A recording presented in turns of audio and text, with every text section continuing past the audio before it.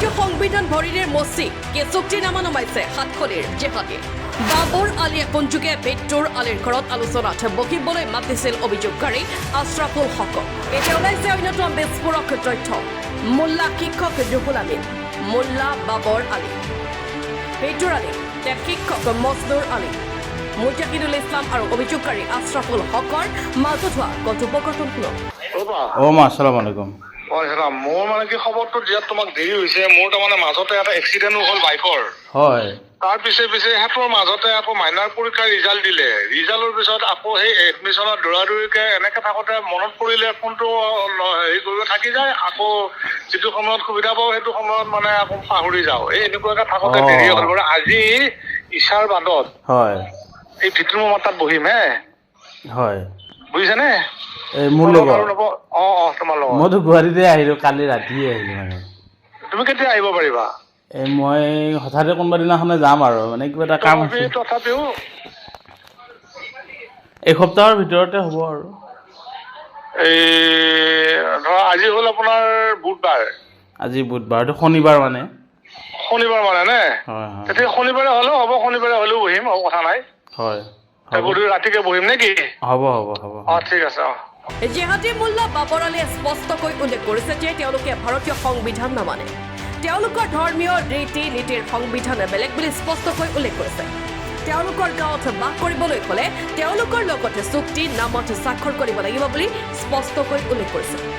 আশ্ৰাফুল হকে ইতিমধ্যেই অভিযোগ আনিছে দৰং জিলাৰ সাতখলিত জেহাদীক প্ৰশিক্ষণ দিয়া উদ্দেশ্যৰে পঞ্চতাৰকা সদৃশ অট্টালিকা নিৰ্মাণ কৰিছে। ইমানবোৰ টকা ক'ৰ পৰা আহিছে তাৰ উচিত তদন্ত বিচাৰিছে আশ্ৰাফুল হকে। সেই গাঁওখনৰ গোটেইখিনি জেহাদী ৱাহাবী হয়, কট্টৰ ৱাহাবী তেওঁলোক, আৰু আমি হলো চুন্নী। এতিয়া কথাটো হৈছে 2012 চনৰ পৰা তেওঁলোকে আমাক তেওঁলোকৰ ৱাহাবী কট্টৰপন্থী ৱাহাবীৰ লগত লগ লাগিবলৈ তেওঁলোকে আমাক প্ৰেছাৰাইজ কৰিছিল, আৰু আমি তেওঁলোকৰ সেই কট্টৰপন্থী মনোভাৱ বা চিন্তাধাৰাৰ বিৰোধিতা কৰি তেওঁলোকৰ লগত লগ নালাগাৰ কাৰণে তেওঁলোকে আমাক সমাজৰ পৰা আলাগ দিছে। এতিয়া তেওঁলোকে আমাৰ কুকৰ্ম বুলি কৈছে, অইন একো কুকৰ্ম, যদি কিবা কুকৰ্ম আছিল তেওঁলোকে আৰক্ষীক জনাব লাগিছিল। আৰু কি কাৰণত তেওঁলোকে আমাক সমাজৰ পৰা আলাগ দিছে তাৰ লিখিত আমাৰ লগত আছে। আমাক মুনাফিক বুলি ঘোষণা কৰিছে, আমাক কাফিৰ বুলি ঘোষণা কৰিছে তেওঁলোকৰ লগত আমি চামিল নোহোৱাৰ কাৰণে, আৰু সেয়া আমাৰ তাত লিখিত আছে। তেওঁলোকৰ সাতখলি ৰূপৰিকা গাঁও নিৰীক্ষণ সমিতি নামৰ এখন সমিতিৰ লেটাৰ পেডত তেওঁলোকে লিখিছিলে। সেই লেটাৰ পেডখন আমাৰ ওচৰত আছে। আৰু তেতিয়াৰ পৰা কিছু বছৰ যোৱাৰ পিছত 2020 চনত যেতিয়া কোভিড মহামাৰী আহিল, সেই সময়ত তেওঁলোকৰ মোল্লা, জেহাদী মোল্লা ৰুহুল আমিন, জেহাদী মোল্লা মুকুট আলী আৰু বহু কেইজন ব্যক্তিয়ে সাতখলি গাঁৱৰ বগদুল আলী, সাতখলি হাইস্কুলৰ অৱসৰপ্ৰাপ্ত কৰ্মচাৰী বগদুল আলীৰ ঘৰত এখন সভা পাতিছিল ৰাতি, আৰু সেই সভাত মোক আহ্বান জনাইছিলে। সেই সভাত মই গৈছিলো কোভিড হোৱাৰ প্ৰাক মুহূৰ্তত। সেই সময়ত তেওঁলোকে মোক কৈছিলে যে তুমি আমাৰ লগত থাকা, তোমাৰ লগত আমাৰ কোনো চুক্তি নাই, কোনো নিয়ম নাই, একো নাই, তুমি আমাৰ লগত থাকা। মই কলো ঠিক আছে হ'ব, কিন্তু মই আপোনালোকৰ লগত, আপোনালোকৰ সেই চিন্তাধাৰাৰ লগত মই কেতিয়াও সহযোগিতা আগ নবঢ়াও। কথাটো সিমানতে থাকিল। তাৰ পিছতে যেতিয়া কোভিড মহামাৰী আহিল, সেই সময়ত সাতখলি মাদ্ৰাছা, হাফিজিয়া মাদ্ৰাছাত অসমৰ বাহিৰত প্ৰায় 20ৰ পৰা 30 জন জেহাদী মোল্লা তাত সোমাই আছিলে গোপনে। আৰু সেই কথা মই জানিব পাৰি সেই সময়ৰ দৰং জিলাৰ আৰক্ষী অধীক্ষক অমিত ভূঞা ডাঙৰীয়াক মই জনাইছিলো, আৰু অমিত ভূঞা ডাঙৰীয়াই দৰং জিলা আৰক্ষী প্ৰশাসনৰ থানাৰ পৰা মঙলদৈ থানাৰ পৰা আৰক্ষী লৈ আহি গোটেই মাদ্ৰাছাখনৰ পৰা সেইসকল জেহাদী মোল্লাক কৰায়ত্ব কৰি তেওঁলোকক কোৱাৰেণ্টাইনত ৰাখিছিল। মই ভাল চিন্তা কৰিহে আৰক্ষীক খবৰ দিলো, আৰু এই সাতখলিৰ জেহাদী মোল্লাসকলে তেওঁলোকক লুকুৱাই ৰাখিছিল। তাৰ পিছত তেওঁলোকে কলে 2021 চনত মই তেওঁলোকৰ 13-14 জন ব্যক্তিৰ এগেইনষ্টত আমাৰ ঘৰত বোমা দিয়াৰ কথা মিছাকে আৰক্ষী থানাত এজাহাৰ দিয়া বুলি। 2021 চনত সাতখলি গাঁৱৰ মোৰ দেউতাৰ এজন শহুৰেক মানে মৃত হৈছিল, তেওঁৰ জানাজাত গৈছিল। জানাজাত যোৱা অৱস্থাত তেওঁলোকে আমি চুন্নী সম্প্ৰদায়ৰ হোৱা হেতুকে জানাজা নমাজৰ পৰা বাহিৰ কৰি দিছিলে, গেট আউট, সেই জেহাদী ৰুহুল আমিনে কৈছিলে। আৰু তাৰ পিছত ৰাতি আমাৰ ঘৰত আহি তেওঁলোক চালফা মিনাৰ, জেহাদী চালফা আলখাজুল, জেহাদী চালফা ৰুহুল আমিন, জেহাদী চালফা মজনুৰ, জেহাদী শিক্ষক ৰুহুল আমিন, এওঁলোকে আমাৰ ঘৰত আহি মূৰত পিষ্টল থৈ আমাক দম দিছিল, গাঁও এৰিবলৈ ভাবুকি দিছিল। সেইটো মই শিৱজাৰ থানাত গোচৰ দিলো, তেওঁলোকে গোচৰ ৰুজু কৰিলে আৰু সেইটো সময়ৰ চন্দন দাস নামৰ এজন তদন্তকাৰী বিষয়াই জেহাদী শিক্ষক ৰুহুল আমিন আৰু জেহাদী মোল্লা ৰুহুল আমিনক ঘৰৰ পৰা উঠাই লৈ শিৱজাৰ থানালৈকে লৈ গৈছিল। তাৰ পিছত তদন্ত কৰি সোধপোছ কৰিলে। তাৰ পিছত আৰক্ষীয়ে কি কৰিছে আমি কি জানো, পইচা খাই কেনে কি জানি বেলেগ কাম কৰিছে আৰক্ষীয়ে। এই মুহূৰ্ততো শিৱজাৰ আৰক্ষীয়ে জেহাদী মোল্লাসকলৰ সপক্ষে থিয় দি আছে। গতিকে আৰক্ষীয়ে কি কৰিব, আৰক্ষীৰ তদন্তৰ ভিতৰৰ কথাটো নাজানো। তেওঁলোকৰ ছেকশ্যন বিলাক তাতে আৰ্মছ এক্টৰ ছেকশ্যন লাগি আছিলে। তাৰ পিছতো তেওঁলোকে কেনেকে কেছ ডায়েৰী লিখিছিল, কেনেকে চৰকাৰীভাৱে যেতিয়া অসমৰ সন্মানীয় মুখ্যমন্ত্ৰী মহোদয়ে এখন আইন আনিছিলে যে কিছুমান নিম্ন ধাৰাৰ গোচৰবিলাক উঠা মানে অটমেটিকেলি ক্লজ হ'ব লাগে বুলি, তেনেকুৱা আধাৰত পৰি তেওঁলোকৰ হৈছিলে।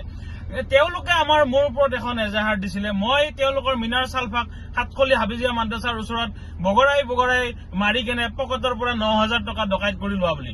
মই মিনাৰ আলী চালফাৰ পৰা 9,000 টকা ডকাইত কৰি নিব নালাগে মই, আৰু যদি মই ডকাইত কৰি নিছিলো তেতিয়া তেওঁলোকে সেই জেহাদী চালফা ইমানখিনি ব্যক্তি থকাৰ পিছত ধৰি পেলাই কিয় আৰক্ষীক গতাই নিদিলে। 2 নম্বৰ কথা, তেওঁলোকে কৈছে যে মোৰ দেউতা শিক্ষক, মোৰ দেউতাই তেওঁলোকক পঢ়ুৱাইছিল আৰু মোৰ দেউতা জেহাদী বুলি কৈছে। মোৰ দেউতা সাতখলি এমই স্কুলৰ প্ৰধান শিক্ষক আছিলে, অৱসৰ গ্ৰহণ কৰিছে 2018 চনত। এজন শিক্ষক আৰু তাৰে অধিকাংশ ছাত্ৰই জেহাদী মোল্লা মোৰ দেউতাৰ ছাত্ৰ। সেইসকল ব্যক্তিয়ে মোৰ দেউতা অৱসৰ হোৱাৰ পিছত সেই স্কুলৰ শিক্ষকসকলে দেউতাক বিদায় সম্বৰ্ধনা জনাব খুজিছিল, কিন্তু মোৰ দেউতা আবুলছানক, কিন্তু এই জেহাদী মজনুৰ আলী, জেহাদী শিক্ষক ৰুহুল, জেহাদী মোল্লা মুজাহিদুল, জেহাদী গোটেইসকল জেহাদী ব্যক্তিয়ে সম্বৰ্ধনা অনুষ্ঠানখন নাপাতিলে বা বিদায় অনুষ্ঠানখন নাপাতিলে। আমাৰ ক'ব লগা নাই, আমি একো অপকৰ্ম কৰি সেই হৈ থকা নাই। তেওঁলোকে আমাক আমি সুন্নী সম্প্ৰদায়ৰ হোৱা হেতুকে আমাক 12 বছৰ অত্যাচাৰ কৰিছে। তেওঁলোকে আমাক নদীৰ নাও ঘাটত পাৰ হ'ব নিদিয়ে, দোকানত বজাৰ কৰিব নিদিয়ে। আমাৰ গাঁৱৰ যিখিনি সম্বন্ধীয় মানুহ তেওঁলোকে আমাৰ ঘৰত আহিলে তেওঁলোকক 10,000 টকা ফাইন কৰে, মাতিলে ফাইন কৰে। আমি নিজে ইনকাম কৰি নিজে খাই আছো। সেইসকল জেহাদী মোল্লাৰ ভৰিত পৰিবলৈ আমাৰ কোনো প্ৰয়োজন নাই। সেইসকল জেহাদী মোল্লাই যিয়ে কাম নকৰক আমাৰ সেইবিলাকৰ তলত পৰিবলৈ আমাৰ কোনো দৰকাৰ নাই। আৰু এই জেহাদী মোল্লাসকলৰ বাবৰ আলীয়ে মোক এদিন ফোন কৰি মাতিলে যে ভিত্তুৰ আলী গো মাফিয়া ভিত্তুৰ আলীৰ ঘৰত বহি কেনে মোক তেওঁলোকৰ লগত চামিল কৰাৰ লগ লাগিবলৈ এখন আলোচনা কৰিলে। সেই আলোচনাখনতে তেওঁলোকে মোক মাদ্ৰাছাৰ বাবদ চান্দাটোৰ প্ৰস্তাৱ দিছিলে 5 লাখ টকাৰ, আৰু তেওঁলোকে কৈছিলে যে আমাৰ ভাৰতীয় সংবিধান আমি নামানো, ভাৰতীয় সংবিধান বাদে আমাৰ এখন নিজা সংবিধান আছে আমাৰ ধৰ্মৰ, সেই সংবিধান তুমি মানি চলিব লাগিব, তুমি চুক্তিনামাত স্বাক্ষৰ কৰিব লাগিব, আৰু তোমাৰ দেউতাই তোমালোকে এখন দৰখাস্ত দিব লাগিব যে আমাক ৰাইজে যিটো প্ৰতিবন্ধকতা আমাৰ ওপৰত ৰাখি থৈছে সেইটো উঠাব লাগে বুলি, আৰু আমি ৰাজহুৱাভাৱে ক্ষমা খুজিব লাগিব বুলি তেওঁলোকে কৈছিল। লগে লগে মই নস্যাৎ কৰিছো, কাৰণ মই আপোনালোকৰ লগত লগ লাগিবলৈ কোনোদিন বিচৰা নাই। আপোনালোকে মোক বিচাৰি থাকে, আপোনালোকে আমাক বিচাৰি থাকে যে তুমি আমাৰ লগত আহা, তুমি আমাৰ লগত আহা। মই আপোনালোকৰ জেহাদী চিন্তাধাৰা, জেহাদী মনোভাৱৰ লগত লগ নালাগো কাৰণে যোৱা নাই। আৰু 2 নম্বৰ কথা, আপোনালোকৰ কুকৰ্ম সেইসকল জেহাদী মোল্লা ৰুহুল আমিনে তাৰ এজনী কলিমা চুলতানা নামৰ এজনী নাৰীৰ লগত তাৰ এতিয়াও অবৈধ সম্পৰ্ক, আৰু সেই কলিমা চুলতানাক জেহাদী মোল্লা ৰুহুল আমিনে কলিমা চুলতানা বেগমৰ লগত এজন অবৈধ সন্তান জন্ম দিছে, সেই মোল্লা ৰুহুল আমিন শিক্ষক জেহাদী মোল্লা। আৰু অতি দুখ লগা কথা, সেই সাতখলি গাঁওখনত আধা সংখ্যক মুছলিম মানুহ, আধা সংখ্যক হিন্দু মানুহ। সাতখলি গাঁৱৰ ছামাদুল আলী নামৰ এজন ব্যক্তিয়ে, এজন ল'ৰাই সাতখলি গাঁৱৰ এজনলোকে মোক বিচাৰি থাকে, আপোনালোকে আমাক বিচাৰি থাকে যে তুমি আমাৰ লগত আহা, তুমি আমাৰ লগত আহা। মই আপোনালোকৰ জেহাদী চিন্তাধাৰা, জেহাদী মনোভাৱৰ লগত লগ নালাগো কাৰণে যোৱা নাই। আৰু 2 নম্বৰ কথা, আপোনালোকৰ কুকৰ্ম সেইসকল জেহাদী মোল্লা ৰুহুল আমিনে তাৰ এজনী কলিমা চুলতানা নামৰ এজনী নাৰীৰ লগত তাৰ এতিয়াও অবৈধ সম্পৰ্ক, আৰু সেই কলিমা চুলতানাক জেহাদী মোল্লা ৰুহুল আমিনে কলিমা চুলতানা বেগমৰ লগত এজন অবৈধ সন্তান জন্ম দিছে, সেই মোল্লা ৰুহুল আমিন শিক্ষক জেহাদী মোল্লা। আৰু অতি দুখ লগা কথা, সেই সাতখলি গাঁওখনত আধা সংখ্যক মুছলিম মানুহ, আধা সংখ্যক হিন্দু মানুহ। সাতখলি গাঁৱৰ ছামাদুল আলী নামৰ এজন ব্যক্তিয়ে, এজন ল'ৰাই সাতখলি গাঁৱৰ এজনী হিন্দু বোৱাৰীক পলুৱাই নিছিল কিছু বছৰ আগত, আৰু সেই বোৱাৰীজনীয়ে 2জনী ছোৱালী পূৰ্বৰ হিন্দু সম্প্ৰদায়ৰ স্বামীগৰাকীৰ ঘৰত এৰি থৈ গৈছিল। তাৰে এজনী ছোৱালী তেতিয়া 6 বছৰমান বয়স আছিল, আৰু পিছত 4 বছৰমান পিছত যেতিয়া ডাঙৰ হ'ল ছোৱালীজনী, সেই ছামাদুল আলীৰ ঘৰৰ ওচৰৰ জেহাদী মোল্লা ৰুহুল আমিনৰ জেহাদী মোল্লা মজনুৰ হকৰ ভতিজা ল'ৰা অপু আহমেদ বুলি ল'ৰাজনে ধাননি পথাৰত সেই হিন্দু সম্প্ৰদায়ৰ বোৱাৰীজনীৰ পূৰ্বৰ স্বামীৰ ঘৰত এৰি থৈ অহা ছোৱালীজনীক ধৰ্ষণ কৰিছিল আৰু সেই ছোৱালীজনী আজিৰ তাৰিখত মানসিকভাৱে বিকাৰগ্ৰস্ত আৰু সেই অপু আহমেদক পিছত আৰক্ষীয়ে গ্ৰেপ্তাৰ কৰিছিল 3 মাহ জেল খাই আছিল তে এই জেহাদী মোল্লা ৰুহুল আমিন জেহাদী টেট মাষ্টৰ মজনুৰ হক জেহাদী সালফা মিনাৰ আলী তেতিয়া তোমালোক ক'ত আছিলা তোমালোকে এই হাতখলি গাঁৱত প্ৰথমতে মাকক নিলা তোমালোকে হিন্দু সম্প্ৰদায়ৰ বোৱাৰীগৰাকীক তাৰপিছত তুমি সেই বোৱাৰীগৰাকীৰ ছোৱালীজনীক ধৰ্ষণ কৰিলা আৰু এই সামাদুল আলীৰ বাপেকেও সলিম আলী তেওঁ এজনী গৰুখুটিৰ পৰা বিমলা দেৱী নামৰ হিন্দু ছোৱালীক পলুৱাই আনি বিয়া পাতিছিল সেই বিমলা দেৱীৰ ল'ৰা সামাদুল আলীয়ে আকৌ হিন্দু সম্প্ৰদায়ৰ ছোৱালীজনী আনিছে হাতখলি গাঁৱত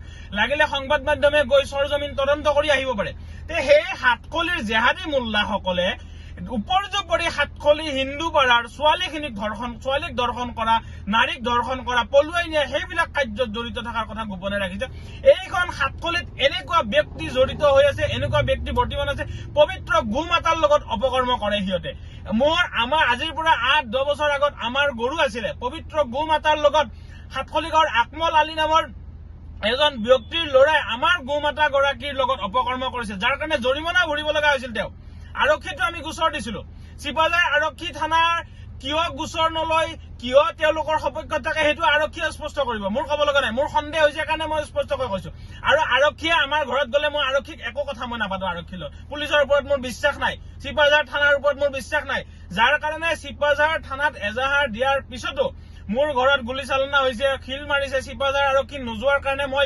ইমাৰ্জেঞ্চি জৰুৰীকালীন সেৱা 112ত কল কৰিছো উলুবাৰীৰ হেডকোৱাৰ্টাৰত লাগিছে তাৰ পৰা দৰং আৰক্ষীলৈ মেছেজ পঠিয়াইছে তাৰ পৰা মংগলদৈৰ পৰা আৰক্ষীৰ দল আহিহে চিনাক্ত কৰিছে যে এইটো গুলিৰ চিহ্ন তে চাণক্য দেউৰী অচি চিপাঝাৰ আৰক্ষী থানা সেইসকল জেহাদীৰ পৰা টকা লৈ বহি আছে মই চিপাঝাৰ থানাত এজাহাৰ দিয়াৰ পিছতো চিপাঝাৰ আৰক্ষী থানা পৰা মই কোনো সঁহাৰি নাপাইহে মই জৰুৰীকালীন সেৱা 112 নম্বৰত কল কৰিছিলো তে আপোনালোকে জৰুৰীকালীন সেৱা 112 নম্বৰত তদন্ত কৰক মই ফোন কৰিছিলো নে আশ্ৰফুল হকে তাৰ পিছত দৰং আৰক্ষীৰ পৰা মংগলদৈৰ পৰা আৰক্ষী আহিব লগা হৈছে তে চিপাঝাৰ থানা এই হাতখলি জেহাদীসকলৰ পকেটত সোমাই আছে মই সেইকাৰণে মোৰ ঘৰত আৰক্ষী গলে মই কোনো ধৰণৰ স্পষ্টীকৰণ নিদিওঁ মোৰ পৰিয়ালকো মই মানা কৰি দিছো চিপাঝাৰ আৰক্ষীৰ ওপৰত মোৰ ভৰসা নাই চিপাঝাৰ আৰক্ষী এই জেহাদীৰ লগত মিলি আছে মোৰ ঘৰত আৰু মোক গুলি কৰি মাৰে যাকে কৰে তাকে কৰক মোৰ ঘৰত পুলিচ যাই লাভ নাই মই আৰু এজাহাৰো দিব নাযাওঁ থানাত আৰু মই পুলিচ গলেও মই ষ্টেটমেণ্ট নিদিওঁ স্পষ্ট কথা মোৰ Next news report at 24 o'clock.